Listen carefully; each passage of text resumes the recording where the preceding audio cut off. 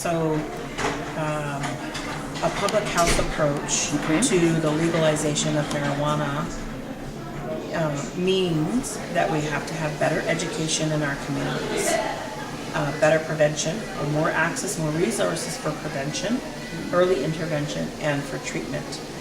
And so we didn't have those things related to opioids, and now we have opioid crisis. We have lots of fatal deaths and overdose, and it's more lethal, right?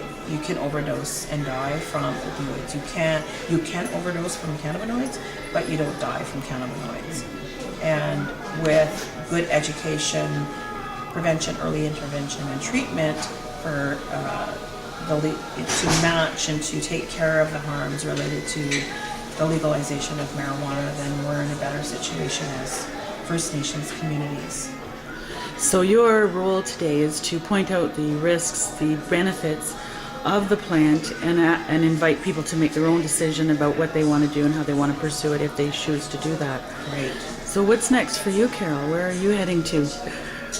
Well, this conversation is going to continue as the government moves towards the legalization of marijuana. And so one of the projects that we're involved in is with the Centre for Addictions Research in BC.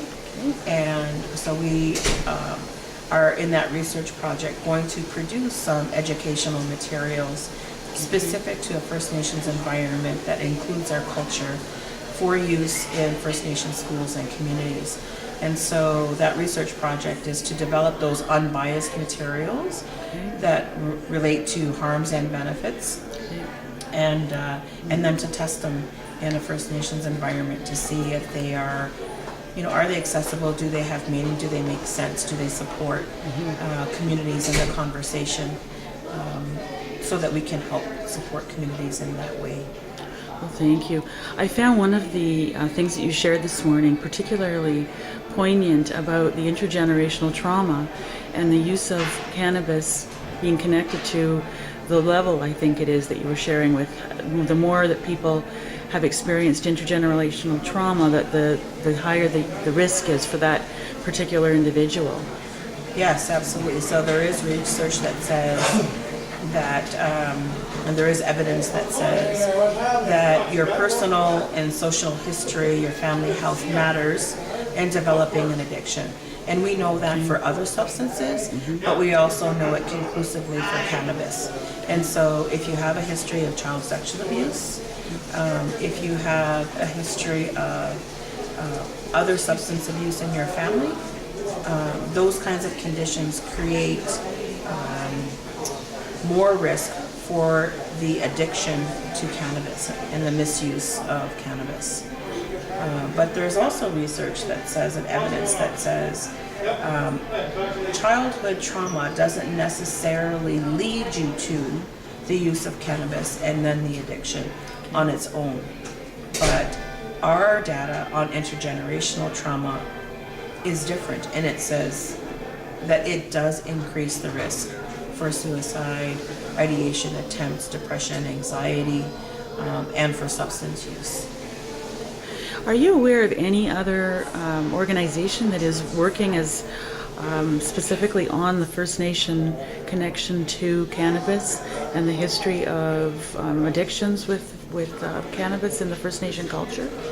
Well, there's lots of organizations across Canada, addictions research institutes, and the Centre for Addictions and Mental Health, CAMH in Ontario, the Canadian Centre on Substance Abuse.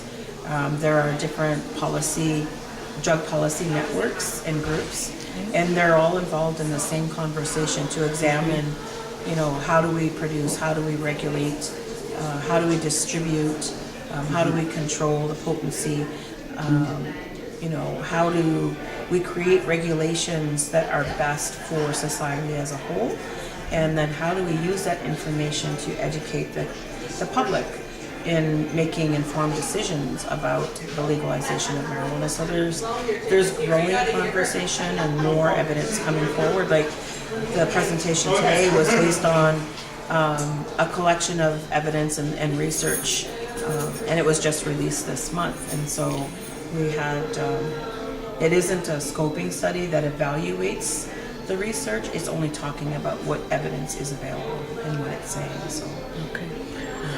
Well, thank you very much for your time this morning, Carol, and I wish you good luck with the work that you're doing. And it's very important that people are being able to make informed decisions. And at the end of the day, that is really what we all require when we're moving forward. yeah.